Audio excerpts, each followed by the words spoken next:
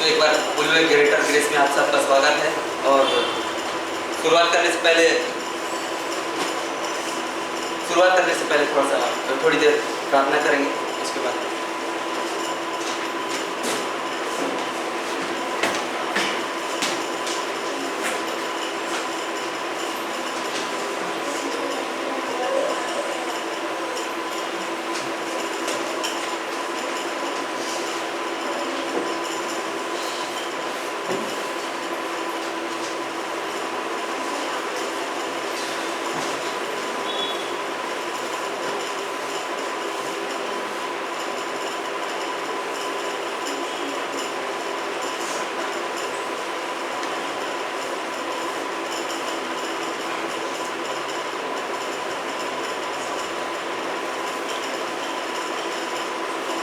थोड़ी देर पिता धन्यवाद करते हैं पिता परमेश्वर आज के दिन के लिए। पिता परमेश्वर यहाँ पे आए हुए हर एक लोगों के लिए एक बार फिर से धन्यवाद करते हैं पिता परमेश्वर। खास धन्यवाद करते हैं पिता परमेश्वर आपकी उपस्थिति के लिए पिता परमेश्वर। फिर से पिता परमेश्वर एक बार धन्यवाद करते हैं पिता परमेश्वर। हमें जैसे लेके आए पिता परमेश्वर, वैसे जो आने वाले हैं पिता परमेश्वर लेके आइए पिता परमेश्वर। पिता परमेश्वर उन लोगों के लिए द्वार खोलिए पिता परमेश्वर जो किसी बंधन में जकड़े हुए हैं पिता परमेश्वर। हम विश्वास करते हैं पिता परमेश्वर उनके लिए आप दरवाजा खोलेंगे पिता परमेश्वर। धन्यवाद करते हैं पिता परमेश्वर इस जगह के लिए पिता परमेश्वर जो आपने हमें दिया पिता परमेश्वर। पिता धन्यवाद करते हैं पिता परमेश्वर इस उन चर्च के हर एक लोगों के लिए पिता परमेश्वर जो आपने हमें यहाँ पे रखा पिता परमेश्वर। और खास प्रार्थना करते हैं पिता परमेश्वर अजय पास्टर जी के लिए पिता परमेश्वर, उनकी लाइफ के लिए पिता परमेश्वर। धन्यवाद करते हैं पिता परमेश्वर एक बार फिर से वर्शिप टीम के लिए पिता परमेश्वर और उन गीतों के लिए पिता परमेश्वर जिन गीतों से आपके आराधना होने वाले पिता परमेश्वर। पिता धन्यवाद करते हैं पिता परमेश्वर। धन्यवाद करते हैं पिता परमेश्वर। पिता हमारी हर एक प्रार्थना सुनने वाले पिता, हमारी छोटी सी प्रार्थना प्रभु यीशु मसीह के नाम में।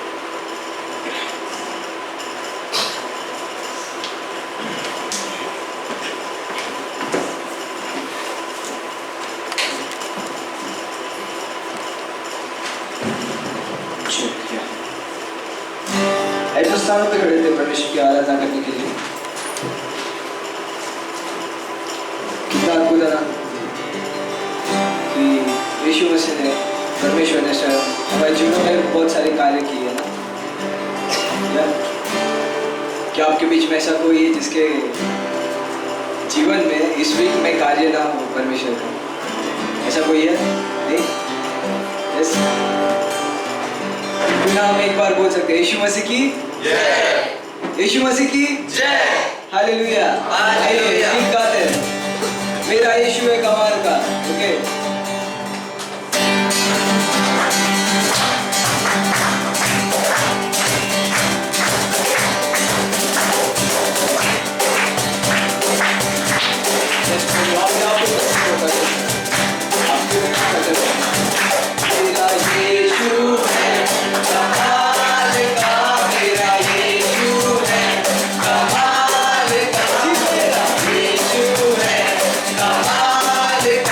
मेरा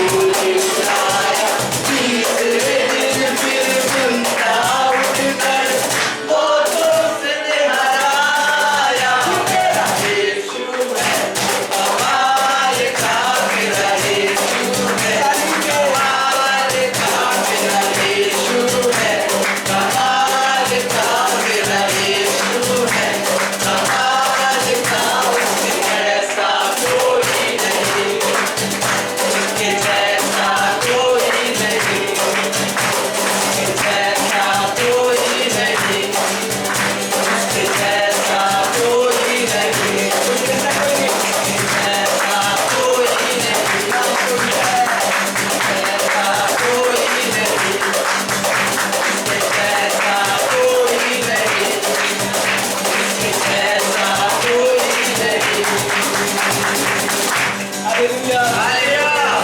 आप में वापस कोई नहीं है यीशु मसीह विश्वास करके परमेश्वर आपका परमेश्वर जो कार्य आपने किए प्रभु यस लॉर्ड। जो आप चले परमेश्वर पानी पे परमेश्वर हाँ पिता परमेश्वर। परमेश्वर अद्भुत कार्य परमेश्वर महान प्यार जो आपने क्रूस पे जताया हाँ परमेश्वर पिता धन्यवाद। धन्यवाद करते परमेश्वर परमेश्वर वचन कहता परमेश्वर कि आप हमारे शरण स्थान हाँ आप में हम सुरक्षित हैं पिता परमेश्वर धन्यवाद करते हैं। यस धन्यवाद करते परमेश्वर धन्यवाद करते तू मेरा शरण स्थान तू मेरा घर है संकट में मेरा दोस्त मेरा प्रभु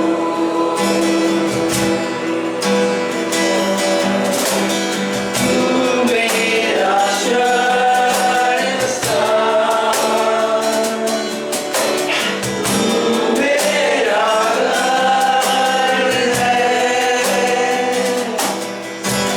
संकट में मेरा दोस्त मेरा प्रभु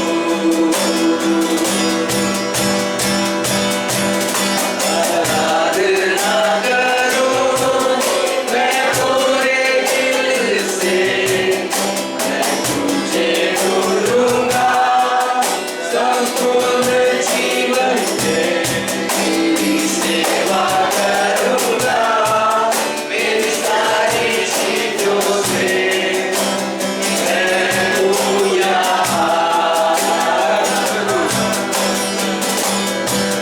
आराधना करो मैं पूरे दिल से मैं तुझे ढूंढूंगा संपूर्ण जीवन में तेरी सेवा करूंगा मेरी सारी चीजों से मैं हूँ यहाँ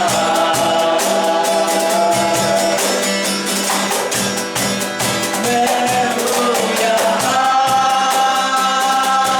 प्रभु मैं हूँ यहाँ प्रभु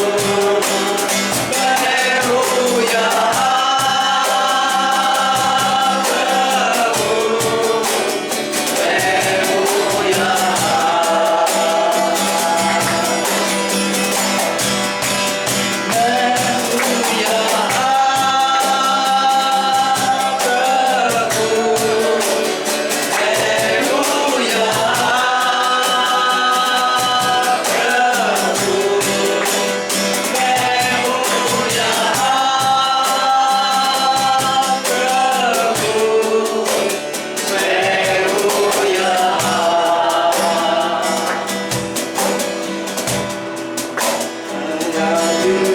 प्रभु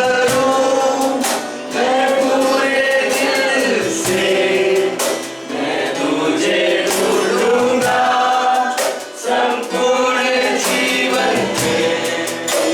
सेवा करूंगा मेरी सारी चीजों से मैं हूँ यहाँ मैं हूँ यहाँ चाहते परमेश्वर हाँ पिता हाँ पिता परमेश्वर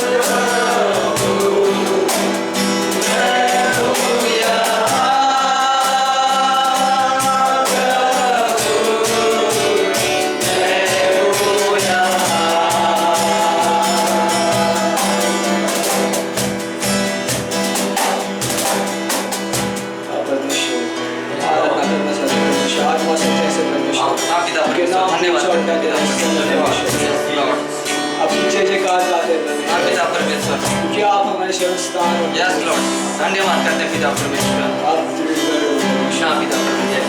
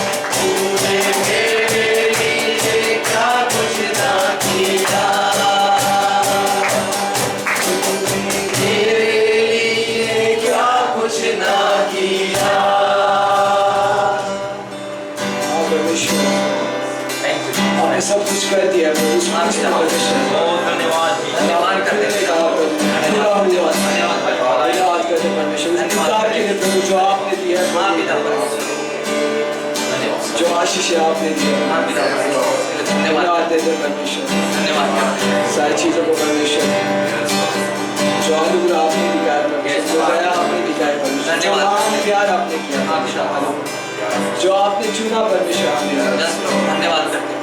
और हम आराधना चुके हैं परमेश्वर इस जगह पे यस ये आपका पवित्र परमेश्वर धन्यवाद करते हैं परमेश्वर जो आपने यहाँ पे लाया हम लोग हाँ पिता परमेश्वर, आपकी जय का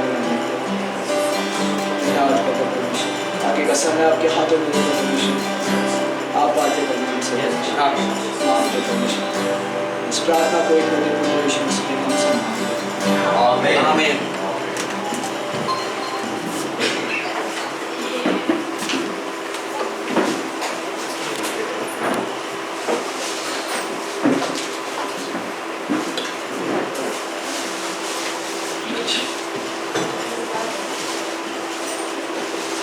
गुड इवनिंग। इस विवाह के नवलुबी सभा में सभी का स्वागत है। अद्भुत वर्शिप था, तो हम परमेश्वर के लिए वर्शिप के लिए ना जोरदार ताली बजा सकते हैं। परमेश्वर का जो परमेश्वर की उपस्थिति न परमेश्वर का अभिषेक सारी चीज सो अद्भुत है। सो आज स्पेशल डे है ना, पॉटलक। सो आप रेडी है? दोनों चीज़ के लिए ना, आत्मिक भोजन और शारीरिक भोजन। अद्भुत से ना अच्छा रहा है। ऑलमोस्ट कितने एक साल के बाद कर रहे हैं, लॉकडाउन के 1 साल 2 साल हो गए थे अभी लॉकडाउन के बाद किए नहीं, लॉकडाउन के चले अद्भुत है। सो ना हम क्या करते तैयार है ना दोनों चीज़ के लिए। तो पहले तो हम आत्मिक भोजन के लिए हम तैयार होते हैं ना। सो हम वचन सुनेंगे ना, उसके पहले लेकिन अनाउंसमेंट है ना कि अगले 25 तारीख से बाइबल कॉलेज का शुरुआत हो रहा है, 25 जनवरी से। सो उलवे में यहाँ पे 2 क्लास होगा। मंगलवार के दिन में पास्टर अजय का और 7:30 से 9 बजे, और शुक्रवार के दिन में मेरा क्लास रहेगा 7:30 से 9 बजे, सेम समय रहेगा। सो आप ना फ्लायर मेरे अभी अवेलेबल नहीं, लेकिन आपको डिटेल ना व्हाट्सएप पे भेज देंगे ना, ग्रुप में डाल दिया है ना, तो आप देख सकते हो, अप्लाई कर सकते हैं ना। तो अद्भुत है ना, कौन सा पास्टर अजय सिखा रहे इंट्रोडक्शन टू थियोलॉजी ना, थियोलॉजी का जो ना क्या होता है इसमें पवित्र शास्त्र का परिचय ना, जो हम सिद्धांत बाइबल में बहुत सारे सिद्धांत है, हम क्या कहते हैं शुरुआत अच्छा है ना, शुरुआत में सीखते हैं कुछ चीज़ें। इंट्रोडक्शन है और फिर क्या था इंट्रोडक्शन में हम आगे बढ़ते ना, अच्छा रहेगा। और दूसरा है जो क्लास है जो मैं सिखा रहा हूँ, डिसाइपलशिप, शिष्यता। यीशु मसीह ने हर एक विश्वासी को शिष्य होने के लिए बुलाया है। तो हम सीख सकते हैं ना कि एक शिष्य हम बन रहे मसीह के, तो हम किस तरीके से हमारे जीवन में ना किस तरीके से काम होगा, किस तरीके से हमारा जीवन होता है परमेश्वर के ना, मेरे और परमेश्वर के संबंध के बारे में ना, शिष्यता में प्रभु और दास का। तो आज क्लास है, तो आप साइन अप कर सकते हैं, प्रार्थना कर सकते हैं ना शाम के समय पे। तो इवन जॉब करने के बाद भी आपको समय मिलेगा, तो आप कर सकते हैं। सो और 25 तारीख को सॉरी ये इस बुधवार को जो है 19 तारीख, तो उस दिन एक मीटिंग होगा, चैपल मीटिंग कहते हैं। तो बाइबल कॉलेज जो अभी मैं बताया, तो वो जो नए स्टूडेंट्स हैं जिसने अभी तक क्लास नहीं लिया या फिर शुरुआती है, तो आपको उस बाइबल कॉलेज कर रहे हैं तो उस मीटिंग में रहेंगे तो बहुत अच्छा है, क्योंकि उसमें जो नियम्स होते हैं, तो कॉलेज है तो कॉलेज में रूल्स होता है ना, तो ऐसे एक अटेंडेंस रहेगा, अटेंडेंस वो लगते हैं ना, क्लासेस कितने क्लासेस होते हैं, तो किस तरीके से अटेंडेंस मिलता है, असाइनमेंट्स होते हैं, तो कुछ है ना, तो उसके बारे में उसमें बताएंगे। और कैसा बाइबल कॉलेज में शुरुआत होने से पहले ये क्या ना एक स्टार्टिंग जब हम क्या करते हैं, अद्भुत ना क्या बोलते स्टार्ट होने के लिए ये ना स्टार्टिंग ना अच्छा रहेगा कि आप तो जुड़ सकते हैं। वाशी में रहेगा, लेकिन ये जो मीटिंग वाशी का जो चर्च ऑफिस है हमारा वाशी सेक्टर 10 में, तो उसमें आ सकते हैं। तो उसमें पता है कि ना कैसे होता है, तो क्या होगा जब बाइबल क्लास चल रहा है तो हमें आइडिया होगा कि क्या हो रहा है, तो क्या बीच में हमें पता नहीं होता कि क्या हो रहा है, क्या चल रहा है ना। सो बाइबल कॉलेज का अपना वो चैपल मीटिंग 19 दिसंबर को 19 तारीख को 19 दिसंबर में जनवरी अभी पिछले साल ओके, ये ना इस बुधवार को रहेगा, तो आप आ सकते हैं। और आउटरीच और प्रार्थना के समय उसी से ना अपने समय पे रहेगा ना। गुरुवार के दिन आउटरीच होगा और शुक्रवार के दिन प्रार्थना, सुबह के प्रार्थना होता है जूम पर, तो आप जुड़ सकते हैं ना। बाइबल कॉलेज में ये सब चीज़ बहुत मदद करता है, जो हम सीखते हैं प्रैक्टिकली ना, उसको क्या होता है प्रैक्टिकल में लेके आते हैं, उपयोग में लेके आते हैं ना। जो हम सीख रहे हैं और फिर उसको उपयोग में ना, अच्छा है। सो इसको आप जुड़ सकते हैं इसमें, बाइबल कॉलेज और ट्रेजेस, बाइबल स्टडी और प्रेयर टाइम ना। सो इतना ही अनाउंसमेंट है ना। तो हम 2 क्वेश्चन सुनेंगे रत्नेश ब्रदर से और पास्टर अजय से। सो हम रत्नेश ब्रदर का स्वागत करते हैं। नमस्कार।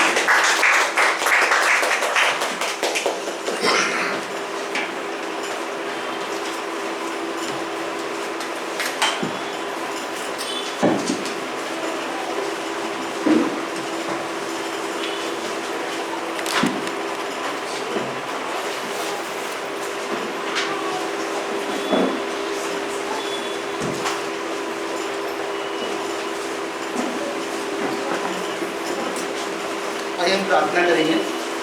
हालेलुया। प्रभु जी पिता, आपके पास आते धन्यवाद देते पिता परमेश्वर, एक नया दिन हमें दिया पिता परमेश्वर, कि हम आपके वचन से पिता कुछ नया सुनने पाए पिता। हमारे मन को तैयार करना पिता आज के वचन के लिए पिता परमेश्वर, हमें समझ देना, बुद्धि देना, उसे अंडरस्टैंड करने के लिए पिता परमेश्वर। छोटी सी प्रार्थना को पिता परमेश्वर इसके नाम से मानते हैं। सभी को जय मसीह की। तो हम अपने बाइबल से रोमियो 10 उसका 5वां अध्याय निकाल सकते हैं।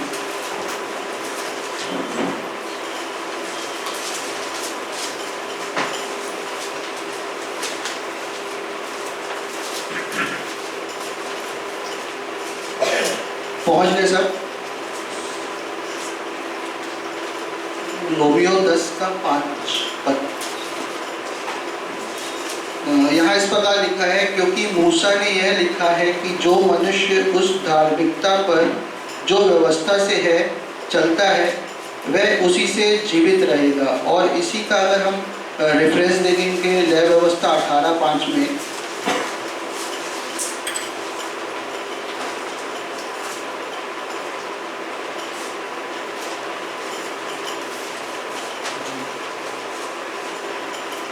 तो यहाँ ये इस प्रकार बोलता है, इसलिए तुम मेरे नियमों और मेरी विधियों को निरंतर मानना। जो मनुष्य उनको माने वह उनके कारण जीवित रहेगा। मैं यहोवा हूँ। राइट। सो यहाँ पे जो बता रहे हैं ये मनुष्य की धार्मिकता जो व्यवस्था से है उसके ऊपर बताया जा रहा है। तो यहाँ पे 3 बातों के बारे में विशेष रूप से बोला है कि व्यवस्था से जो धार्मिकता है उसमें क्या है, परमेश्वर और मनुष्य के बीच में पहली बात तो व्यवस्था है, मतलब मनुष्य परमेश्वर से डायरेक्ट अप्रोच नहीं कर सकता, वो व्यवस्था के माध्यम से ही अप्रोच कर सकता है। दूसरी बात यहाँ पे ये बताया है कि व्यवस्था जो है उस पर अगर वो मनुष्य पूरे नियम को पूरी रीति से पालन करेगा तो ही उसको जीवन प्राप्त होगा। राइट। और उन नियमों को अगर आप देखोगे, अगर निर्गमन का बुक आप पढ़ोगे तो उसमें बहुत सारे नियम वगैरह बताए गए, और कहना चाहिए तो हम अगर नॉर्मल इंसान के रूप में देखें तो उन सारे नियमों को पालन करना काफ़ी कठिन हो जाता है हमारी लाइफ में। और दूसरी तरफ अगर देखोगे आप नियमों को पालन भी कर लेते हो तो उसमें श्योरिटी नहीं है कि आपको अनुग्रह मिल जाएगा, क्योंकि उन नियमों में कैसे आपको निरंतर रिपीटेडली 1 साल के बाद दूसरे साल फिर उन चीज़ों को वापस से रिपीट करना पड़ता था। और तीसरी चीज़ जो थी जो व्यवस्था की धार्मिकता में वो ये थी कि वो विशेष रूप से इजराइलियों के लिए ही दी गई थी। मतलब अगर हम अन्य जाति लोग हैं तो हमको यहाँ पर कंसीडर ही नहीं किया गया था। लेकिन अगर हम आगे के चीज़ों में पढ़ेंगे, 10 का अगर हम 8 पढ़ते हैं, 6 का मैं ए पार्ट पढ़ूंगा। परंतु जो धार्मिकता विश्वास से है वह यो कहती है कि वचन तेरे निकट है, तेरे मुंह में है और तेरे मन में है। तो ये जो विश्वास की धार्मिकता है ये 3 चीज़ों पे आधारित है। एक तो वचन आपके निकट है, आपके मुंह से अंगीकार करना है और आपके मन में है। तो अगर आप 9 में पढ़ोगे, यदि तू अपने मुंह से यीशु को प्रभु जानकर अंगीकार करे और अपने मन से विश्वास करे कि परमेश्वर ने उसे मरे हुओं में से जिलाया, तो तू निश्चय उद्धार पाएगा। राइट। तो यहाँ जो वचन बोला है वो यीशु मसीह को रिप्रेजेंट कर रहा है। अभी हम अगर यहाँ पर देखेंगे तो इस वचन के द्वारा हम यीशु मसीह से डायरेक्टली बात कर सकते हैं। और दूसरा, विश्वास तो हम कर रहे हैं यीशु मसीह पे, लेकिन विश्वास के साथ यहाँ पे जो बोला है 9 का बी पार्ट में कि यीशु को प्रभु जानकर हम अंगीकार करें, तो हमें विश्वास तो करना ही है, साथ में हमको अंगीकार भी करना है, एक्सेप्ट करना है। जैसे कि अगर आप मत्ती 10:32 में पढ़ोगे तो यीशु मसीह क्या बोलते हैं कि यदि तू मुझे यहाँ स्वीकार करेगा तो मैं भी तुझे स्वर्ग में स्वीकार करूँगा, अगर यहाँ तू मुझे नकारेगा तो मैं भी स्वर्ग में तुझे नकारूंगा। राइट। तो वो चीज़ यहाँ पे बोला। तो अगर आप ये जो धार्मिकता है, ये जो विश्वास से आती है, इसमें अगर आप देखोगे वो 3 पॉइंट जो हमारी जो व्यवस्था की धार्मिकता से थी, इसमें क्या हम यीशु मसीह से डायरेक्ट अप्रोच कर सकते हैं, यीशु मसीह हमें अवेलेबल है। दूसरी बात ये है कि इस विश्वास के द्वारा जो हमको अनुग्रह मिलता है वो हमें अनिश्चित काल के लिए दिया गया, अनंत के लिए हमें अनुग्रह दिया गया है। मतलब एक बार अगर हम विश्वास कर रहे हैं यीशु मसीह पे तो हम उस अनुग्रह को खोने नहीं वाले हैं। और तीसरी बात जो मुख्य बात है कि जैसे व्यवस्था की धार्मिकता जो थी उसमें केवल इस्राएलियों को ही धर्मी ठहराने का प्रयोजन था, लेकिन ये जो विश्वास की धार्मिकता है इसमें जो कोई भी व्यक्ति विश्वास कर रहा है वो उसको अनुग्रह का प्रोविजन है यहाँ पर। तो इस प्रकार से अगर आप किसी को देखोगे कि 12 अगर पढ़ोगे, यहूदियों और यूनानियों में कुछ भेद नहीं, इसलिए कि वह सबका प्रभु है और अपने सब नाम लेने वालों के लिए उद्धार है, क्योंकि जो कोई प्रभु का नाम लेगा वह उद्धार पाएगा। यहाँ पे कोई डिफरेंस नहीं है। राइट। चाहे आप यहूदी हो या यूनानी हो, अगर आप परमेश्वर पे विश्वास करते हो तो परमेश्वर की दृष्टि में आप सभी का उद्धार निश्चित है। अगर हम वो लेडी का जो कनानी स्त्री थी उसका रेफरेंस अगर हम देखेंगे मत्ती 15:21 से 28 में, तो वहाँ पे क्या था, उसकी बेटी बहुत बीमार थी और यीशु मसीह को उसने देखा और यीशु मसीह के पास वो गई भी कि प्रभु अगर तू चाहे तो मेरी बेटी ठीक हो जाएगी। लेकिन यीशु मसीह वहाँ पे क्या कहते हैं कि लड़कों का खाना कुत्तों के सामने डालना अच्छी बात नहीं।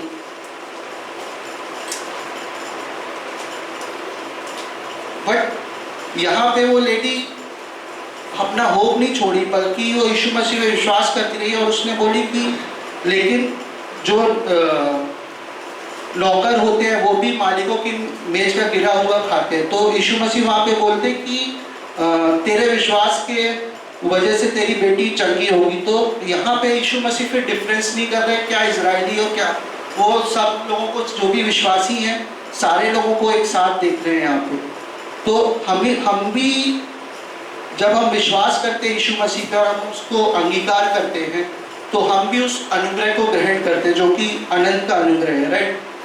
अगर हम ये जो नई व्यवस्था है, जो विश्वास की व्यवस्था, अगर ये यहाँ पे हमको प्रोविज़न नहीं होता तो आई थिंक इस हॉल में हम लोग नहीं बैठे होते, क्योंकि हम लोग में से यहाँ पे कोई भी इजरायली नहीं है। राइट। लेकिन हमने परमेश्वर को वचन को सुना, उस पर विश्वास किया और अंगीकार करते, इसलिए हम आज यहाँ पे उपस्थित हैं। तो लास्ट वर्स जो यहाँ पे 10:4 है, मैं वो रेफरेंस देना चाहूँगा, क्योंकि हर एक विश्वास करने वाले के लिए धार्मिकता के निमित्त मसीह व्यवस्था का अंत है।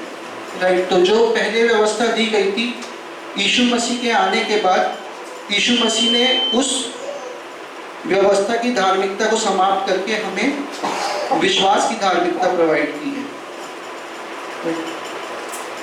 Thank you.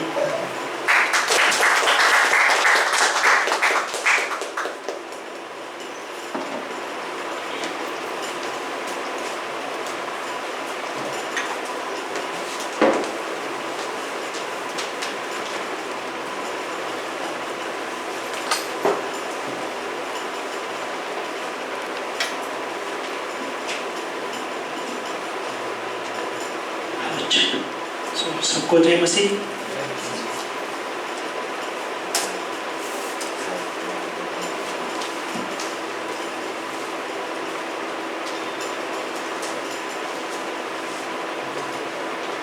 अच्छा पोर्शन है ना, ये व्यवस्था पुराने नियम में है ना, परमेश्वर के पास मतलब अप्रोच करना, पहुंचने के लिए एक व्यवस्था, एक जरिया था, लेकिन व्यवस्था के द्वारा उद्धार नहीं। राइचियसनेस भी, अगर धार्मिक ठहरना है का जो प्रोसेस था, व्यवस्था के द्वारा ही नहीं, क्योंकि व्यवस्था इसलिए था कि परमेश्वर का भय मानते हुए और उस पवित्रता में जीवन जीने के लिए एक हिस्सा था। व्यवस्था है ना, लेकिन व्यवस्था स्वयं किसी को उद्धार नहीं दे सकती। और आज भी वही है, नियम कितना भी दिया जाए, नियम के द्वारा है ना साल्वेशन नहीं है। साल्वेशन जो है यीशु के नाम में है, यीशु के द्वारा है साल्वेशन।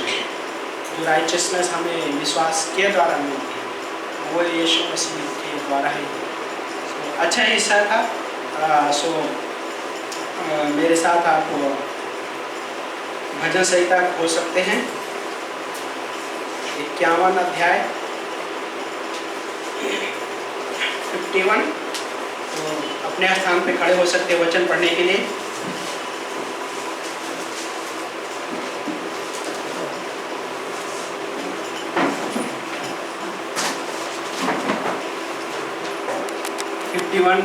चैप्टर वर्स नंबर 8 वचन नंबर 8 से। तो यहाँ पे इस प्रकार लिखा है, मुझे हर्ष और आनंद की बातें सुना, जो हड्डियां तूने तोड़ डाली है। क्या कह रहा है? जो हड्डियां तूने तोड़ डाली हैं वे मग्न हो जा।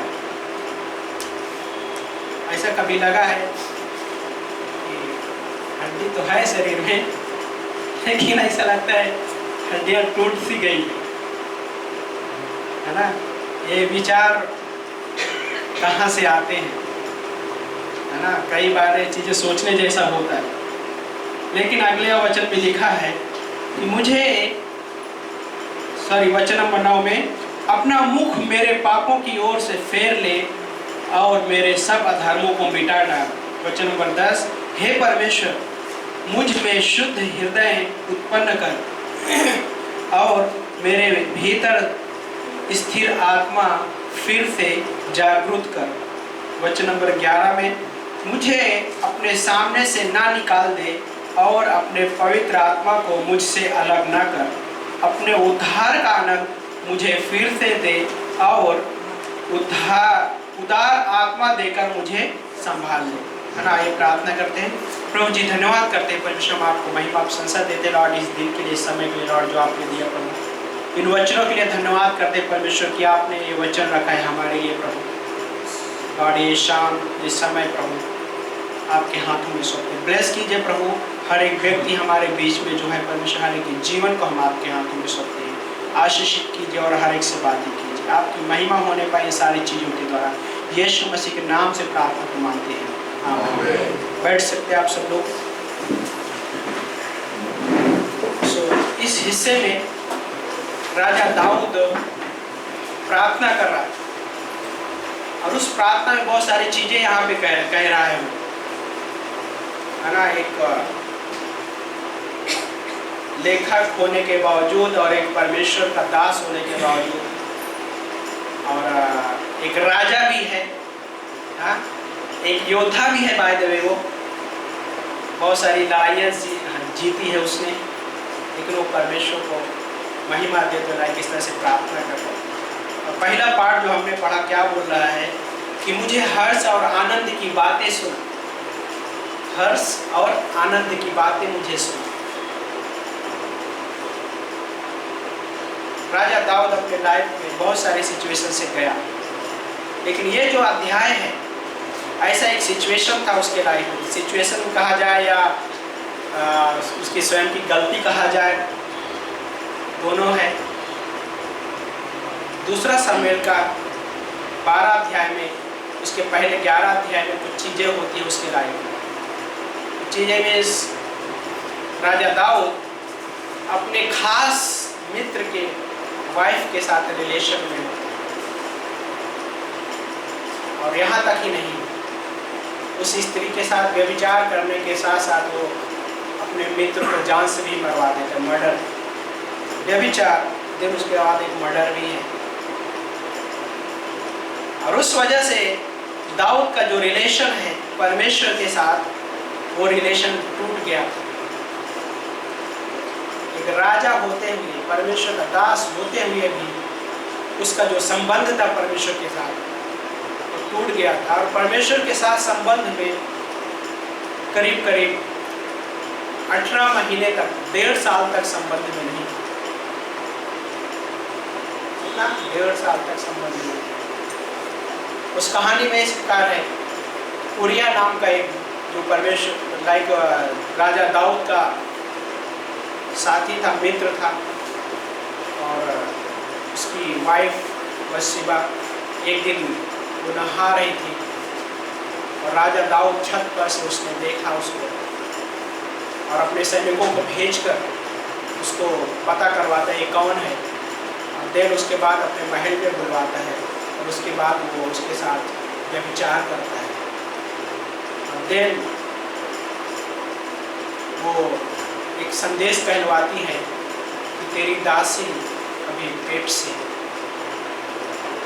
देन एक पाप को छुपाने के लिए दूसरा पाप, है ना, होता है ना, कई बार होता है, एक गलती करने के लिए, मिस्टेक छुपाने के लिए दूसरा मिस्टेक करते हैं और देन उसको छुपाने के लिए फिर से दूसरा करना पड़ जाता है। सो कहने का मतलब शैतान ऐसी चीज़ों में फंसाने में बहुत मास्टर है, समझ गए ना। लेकिन सिर्फ उतना ही नहीं, बल्कि उसके साथ कुछ चीज़ें होते होते क्या हो गया, रिलेशन में भी नहीं है राजा का। और देन जब उस स्त्री ने बताया कि वो पेट से है, संदेश पहुंचाया गया, उसके हस्बैंड को मारने का प्लान करने लगा, किस प्रकार से उसको, देन वो सफल होता है। जो उसका सेनापति था, सेनापति को एक लेटर लिखता है, वो सेनापति को लेटर जो लिखता है स्वयं उसके हाथ से भेजवाता है। किसके हाथ से? उरिया के हाथ से। उसके मृत्यु का लेटर उसके हाथ में है। जब सेनापति के पास पहुंचता है, उसमें लेटर में ये होता है कि उरिया को लड़ाई में सबसे आगे खड़ा करना। सोचिए, अपना क्या होता है, स्वयं का एक मृत्यु का लेटर है, डेथ लेटर है, जो स्वयं लेके जा रहा है। लेकिन वहाँ पे उसकी मृत्यु होती है। सो कहानी में ये है कि जब दूसरा समय 12 अध्याय में नातान जो परमेश्वर का दास है, एक नबी है, राजा दाऊद के पास आया। राजा दाऊद को एक कहानी सुना और कहानी इस प्रकार से है, कहता है कि एक गरीब के घर में एक धनवान मेहमान आता है, उसका रिश्तेदार आता है, और उस गरीब के पास एक ही बकरी का बच्चा था। वो उससे बहुत प्यार करता था, यहाँ तक कि बोलता है कि अपने बच्चे की तरह प्यार करता था। और ऐसा वहाँ पे मतलब शब्दों में कई बार है ना, अतिशयोक्ति अलंकार जो शब्द होते हैं, यदि आपको पता है, अतिशयोक्ति अलंकार को इस तरह से कहा जाता है कि ऐसा लगता है कि अपने हृदय से निकालते हुए शब्दों को ऐसा लिख रहा है। तो भजनकार में ऐसा भी शब्द है, वचन में भी ऐसा एक हिस्सा होता है ना, जो बाइबल इंटरप्रिटेशन का जो एक हिस्सा होता है, अतिशयोक्ति अलंकार भी होता है ना। कई बार परमेश्वर बोलता है कि मैं, भजनकार में है ना, बोलते हैं कि जैसे मुर्गी अपने, यशायाह में भी बोलते हैं भजनकार में, जैसे मुर्गी अपने बच्चों को पंखे तले छुपा लेती, वैसे मैं भी तुमको छुपाना चाहता। क्या परमेश्वर एक मुर्गी जैसा हो गया? नहीं। क्या एक पक्षी जैसा हो गया परमेश्वर? नहीं। तो ये क्या हो रहा है, कुछ शब्द इस्तेमाल कर रहे हैं ना। तो उसको एक ये भी बोलते हैं, अतिशयोक्ति अलंकार भी बोलते हैं, है ना। कई बार मानवीकरण भी होता है। परमेश्वर ऐसा लग रहा है कि एक मनुष्य के जैसे बातें कर रहा है। क्यों? जब उत्पत्ति के अध्याय में जल प्रलय के समय सारी सृष्टि का नष्ट हुआ, कहने का मतलब 40 दिन 40 रात और बारिश हुई, और उसके द्वारा क्या हो गया, परमेश्वर ने अंत किया। तो वहाँ पे उस उत्पत्ति के अध्याय में क्या लिखा है, परमेश्वर एक शब्द वचन कहते हैं, पर वचन में इस प्रकार लिखा है कि परमेश्वर दुखी हुआ। सो क्या परमेश्वर दुखी होता है? कहने का मतलब कि क्या वहाँ पे सच में परमेश्वर इस तरह से दुख हुआ या शोकित हुआ? वहाँ पे तो परमेश्वर पछता है ना, ऐसे भी शब्दों का इस्तेमाल है। सो क्या सच में वो ऐसा परमेश्वर है? लेकिन लेखक है ना कई बार ऐसे शैलियों को इस्तेमाल करते हैं, मानवीकरण जिसको बोलते हैं, वो शैलियों को, अतिशयोक्ति अलंकार हो गया, मानवीकरण, वो चीज़ों को इस्तेमाल करते हैं लेखक, है ना। क्यों? जो बाइबल लिखी गई तो परमेश्वर के पवित्र आत्मा के द्वारा लिखी गई, लेकिन परमेश्वर ने मनुष्यों को इस्तेमाल किया। और मनुष्य कौन थे? परमेश्वर के दास थे। जो उनकी लिखने की जो शैली थी वो शैली उनकी थी, लेकिन शब्दों का चुनाव किसने किया? पवित्र आत्मा ने, परमेश्वर ने चुना। और यहाँ पे राजा दाऊद भी वैसी चीजें कर रहे हैं। सो देन वहाँ पे उस स्टोरी में क्या है कि नातान नबी स्टोरी बताया कि वो मेहमान आता है जो कि उसके पास बहुत सारी भेड़ बकरियाँ थी, लेकिन उसने कहा कि जो तेरी ये बकरी का बच्चा है इसको हमारे लिए काट और हम इसको खाएंगे। क्या बोलते हैं वो बच्चा, लाइक कहने का मतलब उसके साथ में खेलना कूदना या एक बच्चे की तरह लाइक उसके साथ सोना, उस तरीके से उसका एक संबंध था। लेकिन वहाँ पे क्या हुआ, जब उसको काट के खाया गया, जब वो स्टोरी सुनाया गया तो राजा दाऊद गुस्से में हो गया। वो कौन ऐसा व्यक्ति है वो मृत्यु के योग्य है? किसने ऐसा किया है? क्यों उसको गुस्सा हो गया? क्योंकि वो राजा एक चरवाहा था इसलिए। लेकिन नातान नबी कहते हैं राजा वो तू है, वो तू है जो सेम चीजें की है। राजा दाऊद वहाँ पे अपने हाथ पर खा लिया, यस आई डिड, मैंने वो किया है। सरेंडर करता है गॉड। और जब सरेंडर कर रहा है तो क्या हो रहा है पता है? यहाँ पे वो चीज़ें लिख रहा है, प्रार्थना कर रहा है, वही सेम गिरता हुआ इसे प्रार्थना कर रहा है। क्यों? क्योंकि उस बीच में जो गैप था, उस गैप में जो पाप की वजह से क्या हो रहा था पता है? बहुत सारी चीज़ें हो रही उसकी लाइफ में। पहले तो परमेश्वर का संबंध नहीं है, दूसरा उसका जो आत्मा है स्थिर नहीं है, और एक चीज और भी यहाँ पे लिखा हुआ है, वो क्या प्रार्थना करता है कि अपनी आत्मा को मुझसे अलग मत कर। तो यहाँ पे एक डॉक्ट्रिन है बाइबल, कोई आके सिखाएगा इस वचन को लेके कि देखो यदि एक विश्वासी पाप कर दिया है तो अपना उद्धार खो सकता है। कैसे खो सकता है? कि ये आत्मा के बारे में दाऊद प्रार्थना कर रहा है, क्योंकि पुराने नियम में एक्चुअली क्या था, पवित्र आत्मा का जो हर एक उसके लोगों के जन्म, परमेश्वर के जो जन्म होते थे उनके अंदर जो होता था पवित्र आत्मा का काम टेम्पोररी था। पवित्र आत्मा का जो निवास स्थान कैसा था? टेम्पोररी था। कुछ समय के लिए जब काम परमेश्वर उनको देता था और उस समय पवित्र आत्मा उनके अंदर होता था, फिर से वो निकल जाता था। लेकिन यहाँ पे जब पाप उसके लायक में हुआ तो क्या हो गया? उस चीज को महसूस कर रहा है। क्यों? हो सकता कई बार ऐसा होता भी है बाइबल, जब पाप में हम मतलब मसीह पाप में जीने लग जाता है तो उस समय प्रार्थना करता है, प्रार्थना करता नहीं, बाइबल पढ़ता है, बाइबल समझ में नहीं आता है, संगति करते हैं तो भी संगति में यहाँ एंजॉय नहीं कर पाता है। लेकिन दाऊद राजा यहाँ पर वही चीज कह रहा है। क्या कह रहा है? परमेश्वर क्या बोलता है कि मुझे हर्ष और आनंद की बातें सुन। 1.5 साल तक उसकी लाइफ में सूखा अकाल है, लेकिन यहाँ पे एक रिलेशन की बात वो है कि वो प्रार्थना कर रहा है आगे, और आगे कहता है वहाँ पे कि मेरे भीतर स्थिर आत्मा दे, आत्मा फिर से क्या कर? जागरूक कर दे। क्योंकि उसके अंदर एक डिजायर है, वो परमेश्वर का दास होने के नाते डिजायर है, लेकिन पाप की वजह से उस रिलेशन में न होने की वजह से उन चीज़ों के लिए क्या है, वो उसके अंदर एक व्याकुलता से भी हो रही है। लेकिन वो व्याकुलता में है ना, परमेश्वर उसको नहीं छोड़ा। जब वो नातान नबी से बोलता है हाँ मैंने वो पाप किया है, देन उसी समय में उसका जो रिलेशन है परमेश्वर के साथ फिर से जुड़ जाता है। क्योंकि परमेश्वर का वचन पहला यूहन्ना 1:9 क्या बोलता है? यदि हम अपने पापों को मान लें, क्या है? यदि हम अपने पापों को मान लें तो परमेश्वर हमारे सारे अधर्म से क्षमा करने में और विश्वास योग्य धर्मी है। सारे अधर्म से, सारे पापों से, एक नहीं सारे। बिब्लिकल सिद्धांत के अनुसार कैसा है कि जब हमने विश्वास किया, जब कोई भी व्यक्ति यीशु मसीह पे विश्वास करता है, उसी क्षण में उसके सारे के सारे पाप क्षमा हो जाता है। उसी क्षण में एक कानूनी तौर पे वो पूरी तरह से उसके पापों से क्षमा मिली है। लेकिन दूसरा एक हिस्सा होता है जो पारिवारिक मैटर होता है। अब पहला यूहन्ना 1:9 वही है जो परिवार का मैटर है। क्या है? यदि हम अपने पापों को मान लें, है ना। पारिवारिक मैटर क्या होता है? कहीं किस प्रकार से होता है कि बच्चा भी घर में है तो बच्चा गलतियां करता है ना। तो पेरेंट्स क्या करते हैं? देखो आपने ये गलती किया है, सॉरी बोलो, है ना। कई बार बच्चे को घर से बाहर दरवाजे में खड़े कर देते हैं कोई पेरेंट, है ना। सॉरी बोलो देना, हम अंदर लेंगे, है ना।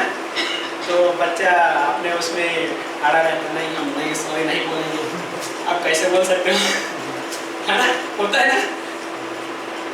लेकिन जब बच्चा सॉरी बोलता है, पिता गले लगाता है और अंदर लेता है। तो परिवार वाला जो हिस्सा है क्या होता है? परिवार वाले बैठे हुए कि हम अपने रोजमर्रा के जीवन में जब कोई भी गलतियां ऐसी कुछ चीजें होती है तो हम परमेश्वर से क्या है उसके पास जाके हम अपने पाप को मान लेते हैं। मान लेना वो बेस्ट पार्ट होता है मसीह जीवन। तो राजा दाऊद के लाइफ का वो पारिवारिक मैटर था बाइबल, है ना। राजा दाऊद ने मान लिया, परमेश्वर के सारे अधर्म क्या किया, क्षमा कर दिया, फिर से वो रिलेशन जुड़ जाता है। लेकिन यहाँ पे कुछ अद्भुत पाठ का जो हिस्सा था, यहाँ पे क्या बोलता है? हे परमेश्वर मुझे शुद्ध हृदय उत्पन्न कर, मेरे भीतर स्थिर आत्मा फिर से जागरूक कर। और वचन नंबर 12 में फिर से वही चीज बोलते हैं कि अपने उद्धार का आनंद मुझे फिर से दे। साल्वेशन, जॉय ऑफ साल्वेशन जो है बहुत ही अद्भुत बात है। मसीही अगर उस उद्धार में आनंद नहीं मना पा रहा है तो कुछ प्रॉब्लम है। क्या है? प्रॉब्लम है कहीं ना कहीं। लेकिन क्या यहाँ पे प्रेयर कर रहा है कि परमेश्वर वो उद्धार का आनंद मुझे फिर से दो। जब हम परमेश्वर के पास इस तरह से आते हैं तो फिर से हमें वो साल्वेशन का जॉय ऑफ साल्वेशन जो है लाइक वो क्या है फिर से हमको देते हैं, हम फिर से परमेश्वर के हाथ दौड़ने लग जाते हैं। श्रेष्ठ गीत में एक वचन है, क्या बोलता है? तू मुझे खींच अपनी ओर खींच और मैं तेरी ओर दौड़ूं, है ना। हम गीत गाते ना, कैसा गाना है? तू मुझे खींच ले मैं दौड़ूंगा। हाँ, श्रेष्ठ गीत में वो चीज है। और होशे में बोलता है, परमेश्वर बोलता है कि मैं अपने प्रेम की डोरी से तुम्हें खींचूं। परमेश्वर किस प्रकार से खींच रहा है? प्रेम की डोरी से, है ना। ताड़ना की छड़ी से नहीं, क्या? प्रेम की डोरी से खींचता है। और ये है परमेश्वर का हृदय, हाँ, ये है परमेश्वर का हृदय, हार्ट उसका इस प्रकार से। लेकिन क्या था? दाऊद राजा 1.5 साल तक संबंध में नहीं था। दिन क्या हो, परमेश्वर अपने दास को भेजा वहाँ, और वहाँ पे अद्भुत हीलिंग आया। और दिन उसके बाद भजन संहिता 30 अध्याय वचन नंबर 11 में बोलता है, वहाँ पे भजन संहिता 30 वचन number 11, sorry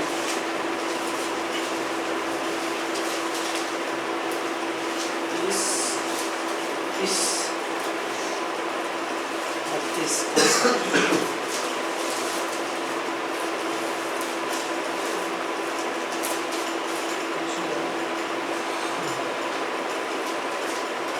okay, I think मैं नंबर में गलत हूँ, है ना, नंबर आगे पीछे हो गया है। एक भजनकार में इस प्रकार लिखता है कि तूने मेरे विलाप को नृत्य में बदल दिया है। हाँ, 30-11 है। ओके, 30-11 वही है।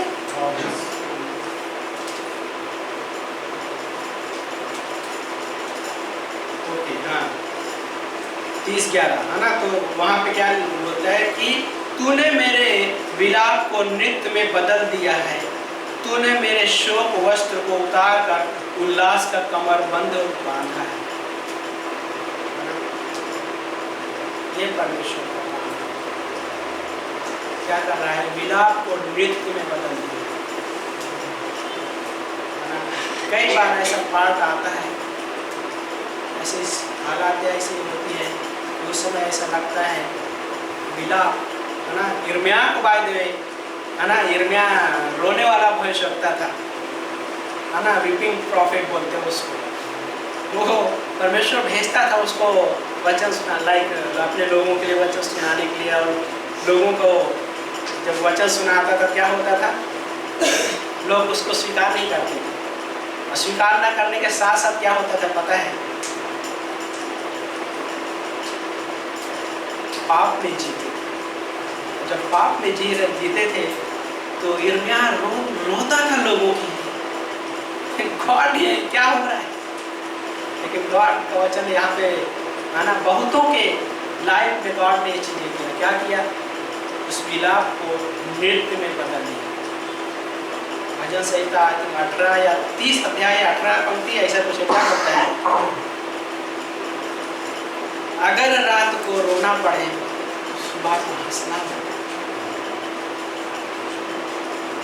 कई बार ऐसे हमारे लाइफ में वो रात वाला पार्ट आता है, आंसू। भजनकार एक जगह लिखा है, बोलता मैं रोते रोते मेरे अपने तकियों को भिगो दिया। हाँ, वहां पे भी अतिशयोक्ति अलंकार है बाइबल। रोते रोते मैंने मेरी तकिया भीग गई है, इतना ज्यादा रो दिया कि पूरी तकिया भीग गई। हाँ, कोई ऐसा किया है? किसी के लाइफ में हुआ है? बताइए नहीं। होता है, कठिन होता है उस समय, लेकिन सुबह को हंसना हो। गॉड है, उसके बाद परमेश्वर है। ये परमेश्वर का हार्ट है, वो है कि हमको उस रात में रोने वाले पार्ट में नहीं रखता है, उसके बाद वो आनंद है। और राजा दाऊद बोलता है मुझे आनंद दे उसके लिए, वो आनंद दे मुझे। भजन कहता है 51 में, है ना। अब लेकिन जो पार्ट हमने एक हिस्सा जो 51 वहाँ क्या बोलता है? हाँ, वचन नंबर 12 में बोलता, 11 में बोला उसने कि अपने पवित्र आत्मा को मुझसे अलग ना कर। ये जो पार्ट है नए नियम में, वो पवित्र आत्मा पूरी तरीके से परमानेंट है। यीशु मसीह ने यूहन्ना का 14 अध्याय वचन नंबर 16 और 17 में वहाँ पे यीशु मसीह ने कहा, वचन यीशु मसीह क्या कहते हैं? वचन अध्याय 14 वचन नंबर 16-17 वहाँ पे इस प्रकार लिखा है। यीशु मसीह ने कहा, और मैं पिता से विनती करूँगा और वो तुम्हें एक सहायक देगा, वो सदा तुम्हारे साथ रहे। क्या? कि वो पवित्र आत्मा वो सहायक कौन है? पवित्र आत्मा, वो सदा तुम्हारे साथ रहे। और आगे वचन उसी आगे वचन में लिखा है, अर्थात सत्य का आत्मा। हाँ, सत्य का आत्मा। और फिर आगे लिखा है वहाँ पे, जिसे संसार नहीं ग्रहण करता, जिसे संसार ग्रहण नहीं कर सकता, क्योंकि वो उसे न देखता है और न जानता है। यदि मैं परमेश्वर को नहीं जान पा रहा हूँ तो दिन मेरा उसके साथ रिलेशन कैसे होगा? यदि मैं उसके हृदय को नहीं जान पा रहा हूँ तो भी मेरा रिलेशन उसके कैसे होगा? और ये इम्पोर्टेंट है संबंध में, परमेश्वर के साथ संबंध में। ये सबसे बड़ा मुख्य पार्ट ये है कि मैं उसको जानना, मेरे लिए कि मतलब मुझे उसको जानना है, उसको समझना है, वो कैसा हृदय का है। देन वो रिलेशन में आसानी होती है। और परमेश्वर वही है। और संसार उस पवित्र आत्मा को क्या किया? ना तो ग्रहण किया, ना तो जाना। लेकिन जब हमने विश्वास किया, वो पवित्र आत्मा हमारे अंदर निवास स्थान बना। इफिसियों का अध्याय 3 आयत किया, मैं आसपास में है ना 30वें अध्याय में 3 अध्याय वचन नंबर 30 में आयत रहेगा। पवित्र आत्मा का छाप लगा दिया। और यहाँ पे क्या लिखा है, आगे उसी पंक्ति को कंटिन्यू करता हूँ। हाँ, क्योंकि वो उसे न देखता है और न जानता है, परंतु तुम उसे जानते हो, क्योंकि वो तुम्हारे साथ रहता है और तुम में होगा। ये जब कोई भी व्यक्ति यीशु मसीह में विश्वास किया, पवित्र आत्मा परमानेंट रूप से हमेशा हमेशा के लिए क्या किया, निवास स्थान तो छाप लगा दी हमारे अंदर। बात कोई आके गलत टीचिंग वाला सिखाएगा कि देखो भजन संहिता लिखता है कि अपनी पवित्र आत्मा को मुझसे मत छीन, क्योंकि राजा दाऊद ने पाप किया है तो तुम भी पाप किए तो तुम्हारा उद्धार खो जाएगा, तुम्हारे अंदर पवित्र आत्मा परमानेंट नहीं रह सकता। तो क्या शिक्षा सही होगी? शिक्षा ये है कि जब मैंने विश्वास किया है, वो विश्वास के वक्त मुझे साल्वेशन मिला है, पवित्र आत्मा मुझे मेरे अंदर परमानेंट रह रहा है, निवास स्थान बना लिया है। वो साल्वेशन मेरे हाथ से कोई भी मत कहने का तो साल्वेशन कोई भी नहीं छीन सकता परमेश्वर के हाथ से। यीशु मसीह ने कहा यूहन्ना का 10 अध्याय में, तुम्हें ना तो कोई मेरे हाथ से और ना मेरे पिता के हाथ से कोई छीन सकता, कोई नहीं। तो साल्वेशन, जब साल्वेशन के लिए मेरे हाथ में कुछ नहीं है, तो साल्वेशन छीनने खोने के लिए भी मेरे हाथ में कुछ नहीं है। यदि पाप हो भी जाता है तो भी साल्वेशन सुरक्षित है, लेकिन रिलेशन क्या होता है कि टूट जाता है। यहाँ पे यीशु मसीह ने कहा कि वो सदा तुम्हारे साथ रहेगा और तुम में होगा परमानेंट रूप से। और वो रिलेशन क्या होता है ना, पवित्र आत्मा हमारे अंदर रहता है। कैसे उसे क्या बोलते हैं, वो जेंटलमैन की तरह रहता है। जब एक विश्वासी पाप में जीता है तो पवित्र आत्मा जेंटलमैन की तरह वो क्या बोलते हैं, शोकित होता है, वहां शोकित दुखित होता है। लेकिन जब वो मान लेता है अपने पाप, फिर से पवित्र आत्मा उसके अंदर क्या करता है, जॉय, साल्वेशन ऑफ जॉय में फिर से जीने के लिए हेल्प करता है। उन वचनों के साथ वो संगति करने लग जाता है, वो आनंद मनाने लग जाता है और कई बार नाच गाना भी होने लग जाता है, क्योंकि वो आत्मा वो चीज़ें कराता है। देन परमेश्वर को महिमा भी होती है, परमेश्वर महिमा भी होती है उससे, है ना। और इफिसियों का अध्याय 2 अध्याय वचन नंबर 14 से 17 में कुछ पाठ पढ़ते आखिरी हिस्से।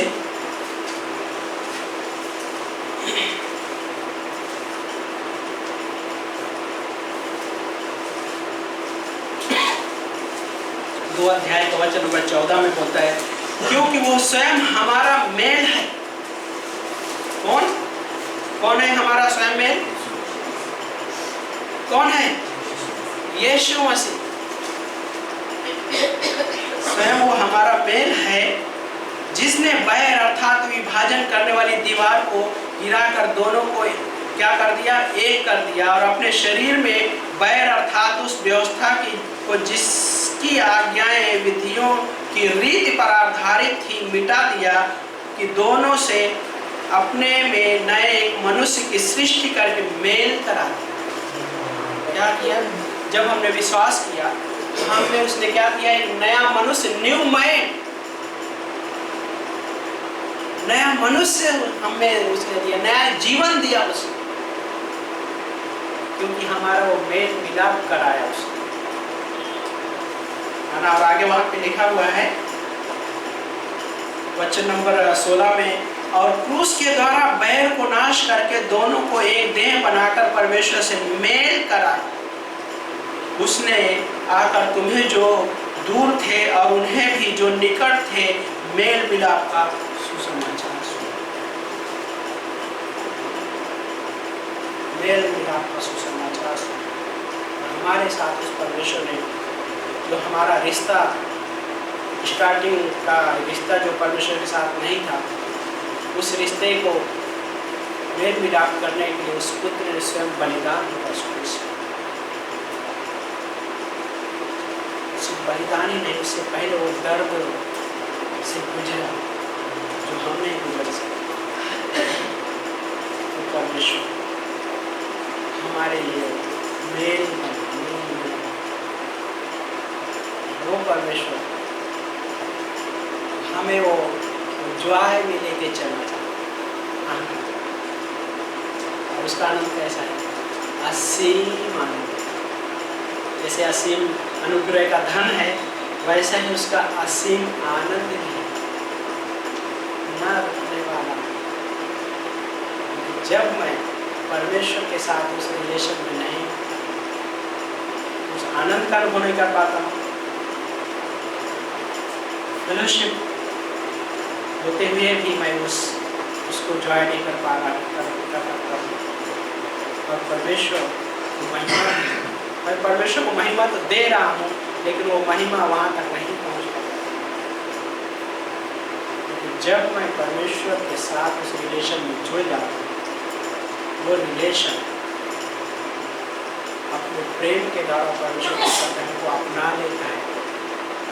और अपनाने के बाद हमें उस परिवार में रखता है। लाइक जो है ना, पहला ये हमने एक ना हुआ है फैमिली मैटर, तो दूसरा है जो कानूनी मैटर था। क्या था? जिस समय हमने विश्वास किया उस समय यीशु मसीह ने हमें धार्मिक घोषित कर दिया, पूरी तरह सारे पापों से क्षमा मिल गए। लेकिन अभी हम क्या है, हर रोजमर्रा के जीवन वाले पार्ट में कि हम परमेश्वर चीज़ों को परमेश्वर के पास जाते हैं और मांगते हैं और उसके साथ फिर जुड़ जाते हैं। राजा दाऊद जब उस रिलेशन में जुड़ गया परमेश्वर के साथ, उसके बाद बहुत सारी लड़ाइयाँ जीती, परमेश्वर को महिमा दी, परमेश्वर ने उसको इस्तेमाल किया। ये है परमेश्वर का हाथ। परमेश्वर हमेशा झिड़कता ही नहीं रहता है। एक वचन लिखा, मुझे याद नहीं आता आपको क्या बोलता, वो हमेशा झिड़कते नहीं रहते। ये उसका हृदय है, ये उसका स्वभाव है ना। क्योंकि वो परमेश्वर, अगर वो हमारा क्या बोलते हैं, झिड़कना समझते क्या होता है? दुकार देना, दुकार देना है ना। चल चल, वैसा नहीं है, गॉड वैसे नहीं है। परमेश्वर हमको गले लगाने वाला परमेश्वर है, भावुक रूप से नहीं। परमेश्वर यस भाव इमोशन वाला पार्ट है, वो व्यक्ति भी है, परमेश्वर भी है, उसके अंदर व्यक्तित्व भी है। उस व्यक्तित्व में वही व्यक्तित्व पिता के पास भी है, वही व्यक्तित्व यीशु मसीह के पास है, वही व्यक्तित्व पवित्र आत्मा के पास भी है। इसलिए परमेश्वर, जैसे उत्पत्ति के अध्याय में जब सारे जल प्रलय में सब नाश हो गए, तो वहाँ पे क्या बोलता है, दुखी व पछताया परमेश्वर, है ना। मनुष्य को नष्ट करके पछताया, शोकित हुआ। पवित्र आत्मा भी शोकित है, यीशु मसीह भी बात शोकित हुआ। यीशु मसीह ने भी बोला सारे यहूदियों की, मत्ती के अध्याय में, आई थिंक 20 अध्याय के बाद वाले पार्ट में कहीं पे है, एग्जैक्ट याद नहीं, क्या बोलता है, 20 अध्याय 12 अध्याय, एग्जैक्ट याद नहीं मुझे, क्या बोलता है, यहूदियों को बोलता है, जैसे मुर्गी अपने बच्चों को अपने पंखों तले छुपा लेती है, वैसे मैं भी तुम्हें छुपाना चाहा, लेकिन तुम आना ही नहीं चाहे। हाँ, यीशु मसीह भी शोकित, लाजर की कब्र के पास यीशु मसीह के दुखी हुआ, रोया।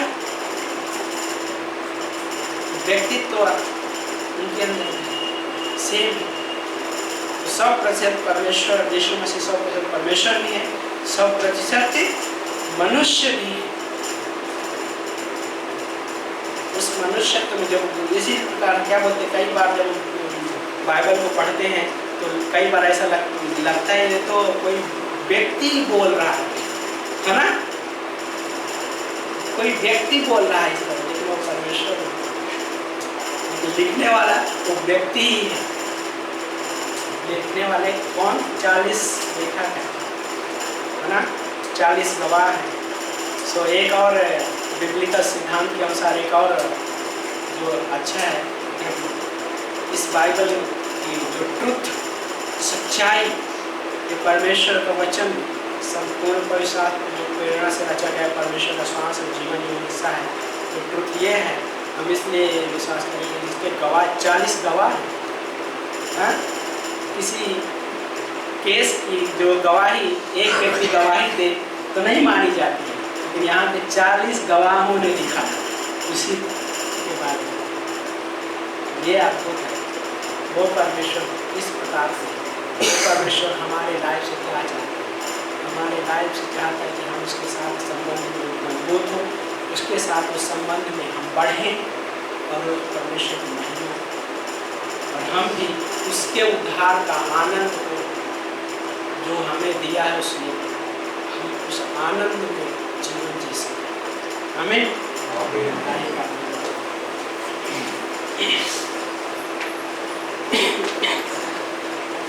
प्यारे पिता परमेश्वर, धन्यवाद करते प्रभु जी इस दिन के लिए लॉर्ड, इस समय के लिए लॉर्ड जो आपने दिया परमेश्वर से।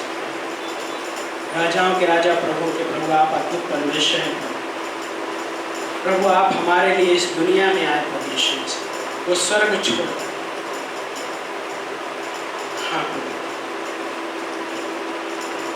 आपने हमें मेल मिलाप कराया इस क्रूस पे, संपूर्ण हमारे पापों को लेकर प्रभु आप लोग बलिदान, कंप्लीट बलिदान किया परमेश्वर से।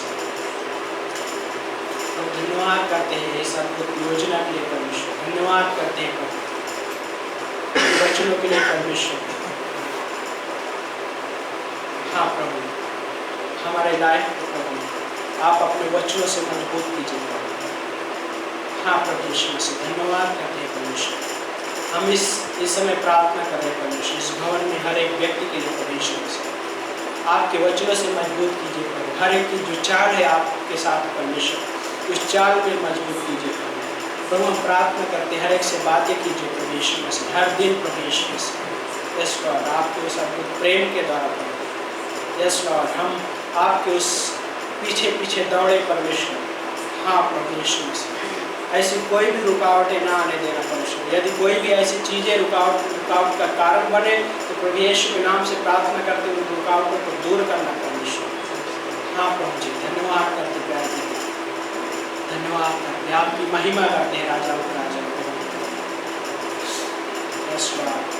हम मांग रहे हैं परमेश्वर, इस भवन में ऐसा कोई व्यक्ति है या इस वीडियो को जो देखने वाले परमेश्वर, किसी के लिए हीलिंग की जरूरत है, चंगाई की जरूरत परमेश्वर, आप छूकर चंगाई देना पड़ेगा। यदि कोई फाइनेंशियली रूप से स्ट्रगल कर रहा है तो परमेश्वर मसीह आप मदद करना पड़ेगा। हाँ पिता, धन्यवाद करते हैं, धन्यवाद करते हैं, धन्यवाद करते, आपको महिमा देते हैं। इस समय यदि आप पहली बार यीशु मसीह के बारे में सुन रहे पहली बार या उसके पहले भी सुने, लेकिन अभी तक आपने अपने जीवन को यीशु के हाथों में ले सकते या यीशु को अपना उद्धार करते थे ऊपर में स्वीकारे हैं, तो ये आपके लिए अद्भुत मौका है। इसको हाथ से मत जाने दीजिए, अपने हृदय में उसको स्वीकार कीजिए। इस छोटी सी प्रार्थना के द्वारा आप मेरे पीछे इस प्रार्थना को दोहरा सकते हैं।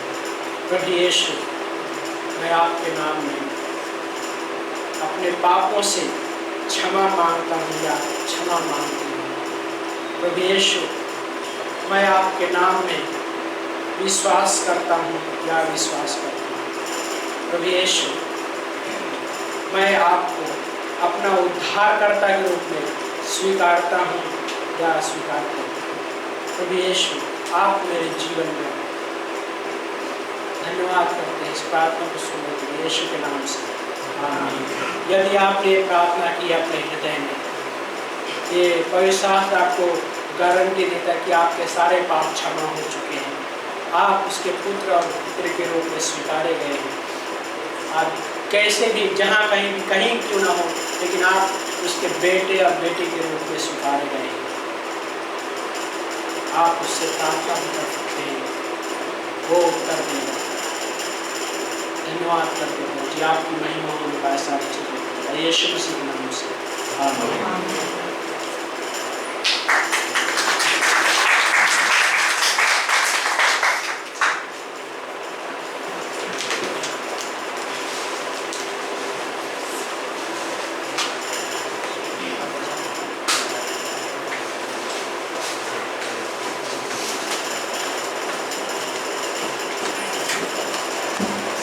जय मसीह की, प्रेज द लॉर्ड। हम सब खड़े हो सकते हैं प्रभु की महिमा के लिए। प्रभु का धन्यवाद करता हूँ, इस प्रभु ने मौका दिया। साथ साथ पास्टर का और कॉल टीम का भी धन्यवाद करता हूँ।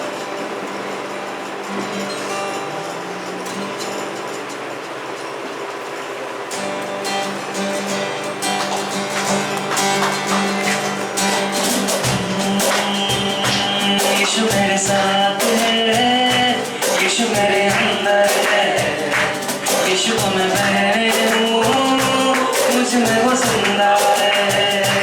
यीशु मेरे साथ है, यीशु मेरे अंदर है, यीशु को मैं पहने हूँ, मुझ में वो जिंदा है।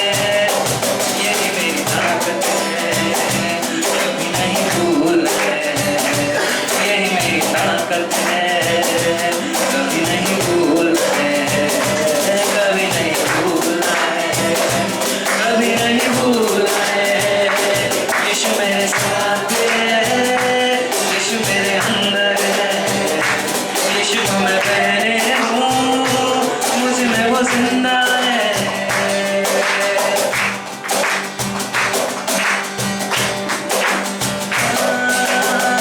जितनी हुकूमतें यीशु के अधीन है, दुनिया की ताकतें यीशु के अधीन है।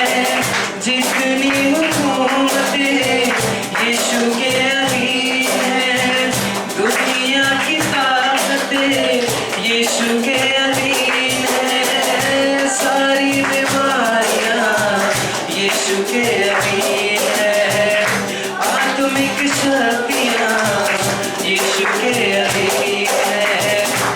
यही मेरी ताकत है, कभी नहीं भूलना है, कभी नहीं भूलना है, कभी नहीं भूलना है, कभी नहीं भूलना है, कभी नहीं भूलना है।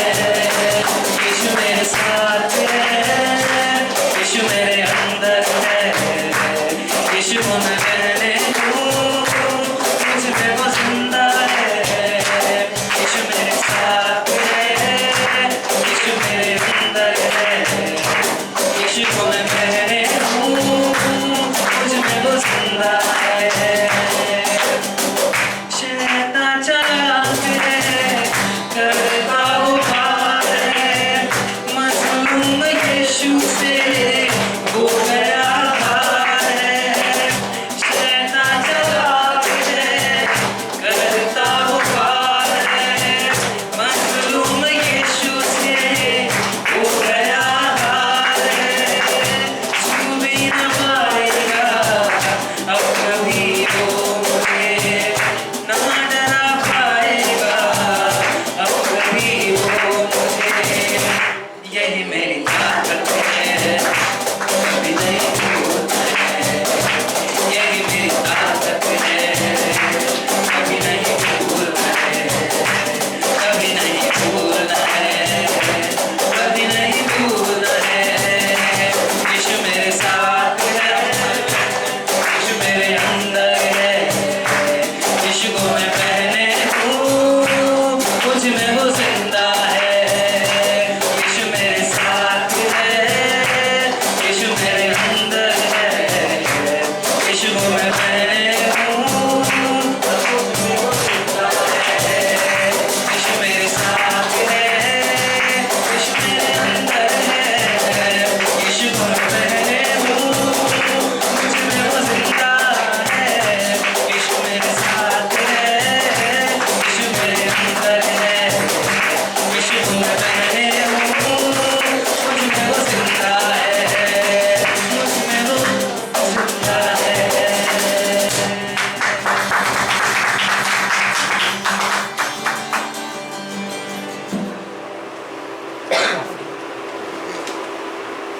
ऑफरिंग के लिए प्रेयर करते हैं। धन्यवाद करते हैं परमेश्वर इस समय के लिए जो आपने दिया परमेश्वर, जो संदेश आपने दिया प्रभु।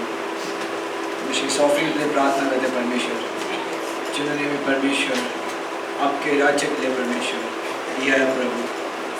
परमेश्वर आप आशीर्वाद करना परमेश्वर, आप उनको बढ़ाना परमेश्वर।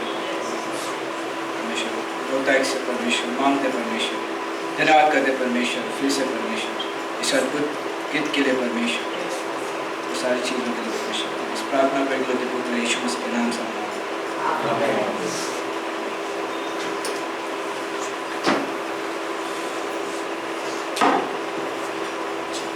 या अद्भुत संदेश परमेश्वर के बारे में या सच में मैं सोच रहा था जस्ट जैसे पास्टर कह रहे थे कि पवित्र आत्मा हमें दिया गया ना, यदि हम उसको कहते नहीं है कि तेरा राज हो मेरे जीवन में और तेरी मर्जी पूरी हो, तब तक वो कार्य नहीं करता, क्योंकि वो भी एक जेंटलमैन है ना।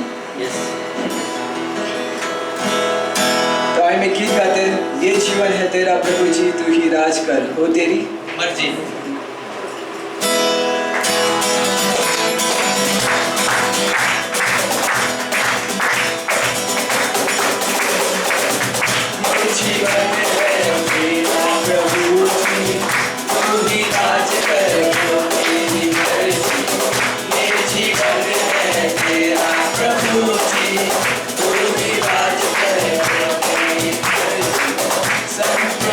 हम गाते जाए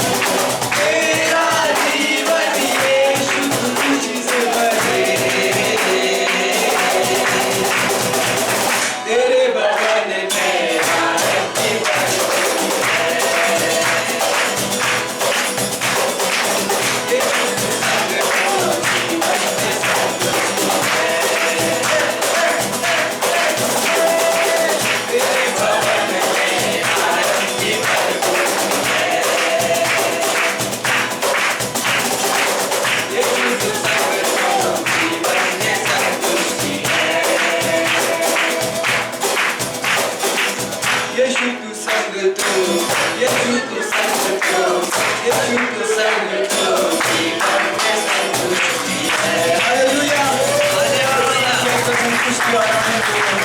धन्यवाद करते हैं।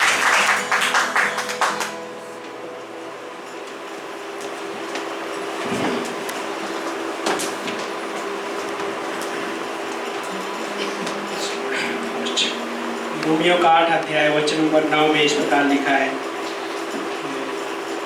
वचन नंबर 9 में, यदि वास्तव में परमेश्वर का आत्मा तुम में वास करता है तो तुम शरीर के नहीं वरन आत्मा में हो। परंतु यदि किसी में मसीह का आत्मा ना हो तो वो उसका नहीं है। हाँ? ये परमेश्वर ने हमें क्या है कि उसका राइट कहने मतलब पवित्र आत्मा दिया है, और ईश्वर का 4:30 में हमें पवित्र आत्मा की छाप लगा दी है ना। अभी नए नियम में वो पवित्र आत्मा टेम्पररी नहीं है परंतु परमानेंट रूप से हमारे अंदर क्या है, वो निवास स्थान बना लिया, वास करता है, रहने लगा हो। लेकिन ये संभव है कि हम उसको शोकित कर सकते, ये संभव है ना। जैसे उत्पत्ति के अध्याय में जब जल प्रलय हुआ वहाँ पे, तो परमेश्वर वहाँ पे जो लाइक सारे लोग नष्ट हो गए, तो वहाँ पे वचन लिखा हुआ है, जल प्रलय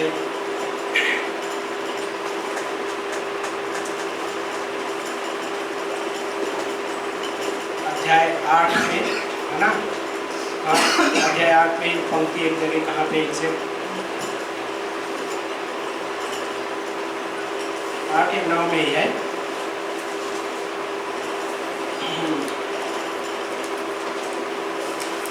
तो किसी को मिला क्या पंक्ति?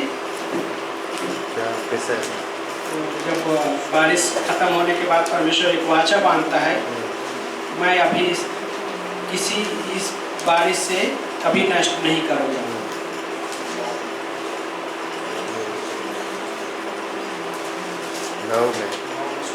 नौ अध्याय का ये 12 के पास 12 के, हाँ वहाँ पे है ना वाचा बांधता है। लेकिन उससे पहले ही है कि क्या परमेश्वर बोलता है कि मैं है ना कि वहाँ पे वो परमेश्वर जब सारे नष्ट हो गए तो वहाँ पर परमेश्वर दुखी हुआ है ना, शोकित हुआ।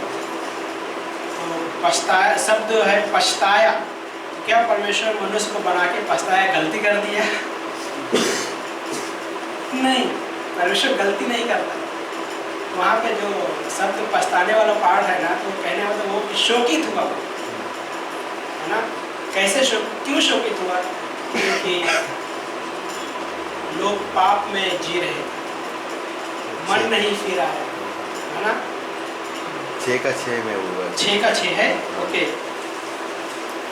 6 का 6, हाँ वचन, हाँ अध्याय 6 में क्या बोलता है कि यहोवा पृथ्वी पर मनुष्य को बनाकर पछताया है ना। तो यहाँ पे जो पछताया शब्द है मतलब बनाकर परमेश्वर गलती नहीं कर दी, परमेश्वर दुखी हुआ, शोकित हुआ। क्योंकि वहाँ पे क्यों नष्ट किया जल प्रलय के द्वारा? यहाँ पे 6 अध्याय है ना, वहाँ पे बता रहे हैं कि किस तरीके से।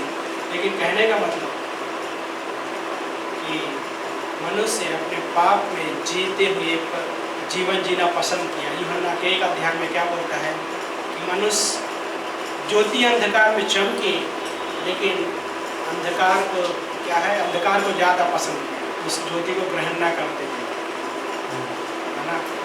इस वजह से परमेश्वर वहाँ पे क्या बोलते हैं, बसता है, शोकित हुआ।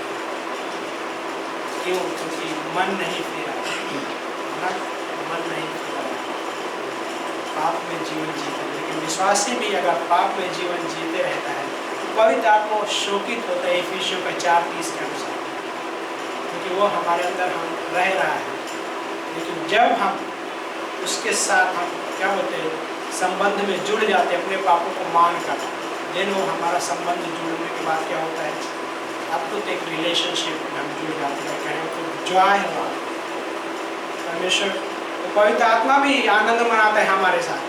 क्यों? इब्रानी का लेखक में लिखा है कि जब हम दुखी होते हैं तो वो हमारे साथ भी वो दुखी होता है, हमारे साथ वो सहानुभूति करता है हमारी हर एक परिस्थितियों में, क्योंकि वो परमेश्वर हमारी हर एक परिस्थितियों को जानने वाला परमेश्वर है। इसलिए वो हम जब कठिन में होते हैं तो हंसता नहीं है कठिनाइयों कठिन परिस्थितियों में देखते हुए, बल्कि वो सहानुभूति करता है, वहाँ पे हमारे साथ आके क्या बोलते हैं वो भी शोकित होता है।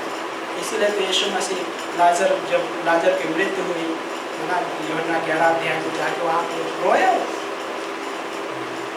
तो क्या बोलते हैं वहाँ पे लोग बोलते हैं देखो कितना प्रेम करते।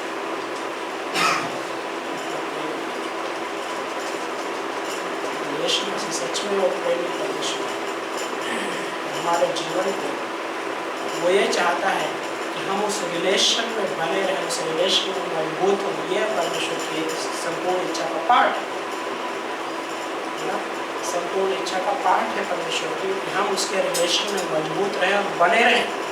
परमेश्वर नहीं चाहता है कि हम उस रिलेशन में उसके साथ रिलेशन में ना रहें, है ना, क्योंकि वो परमेश्वर एक संबंध का परमेश्वर है। आमीन।